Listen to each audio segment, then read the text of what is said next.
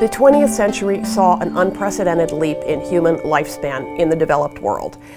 In America alone, the American lifespan increased by 30 years.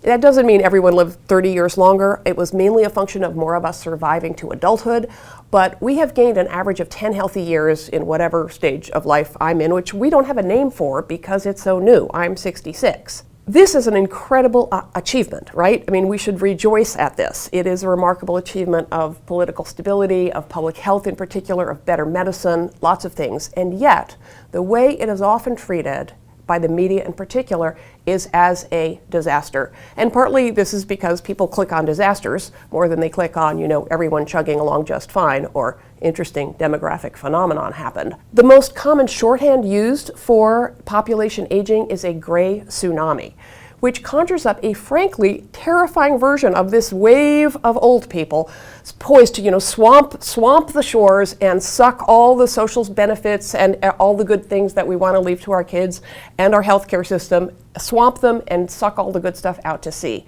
And that language is misleading and wrong. It is like the alarmist language, if you think about it, used to describe other demographic threats like, the yellow peril, the red menace, right? Think about that. This just amps up our fears without a rational basis. The fact is that population aging in the United States is the best studied demographic phenomenon in history. We have known for 66 years, if not more, that the baby boom was coming along, that our parents had more children, that my children represent another mini baby boom. The question is, why have we not done more to prepare wisely for not just the challenge that this represents, but the massive opportunity? And the answer is that we live in an ageist society. We live in a society that tends to frame aging as a problem, because if it's a problem, we can be persuaded to do things to fix it.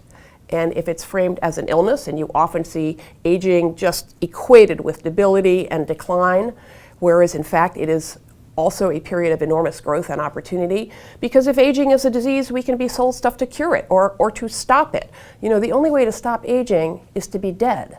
Aging is not a problem to be fixed or a disease to be cured. It is a natural, powerful, lifelong process on which we are embarked at the day we're born, right? It's not just something annoying old people do or celebrities do, and it is something we should celebrate.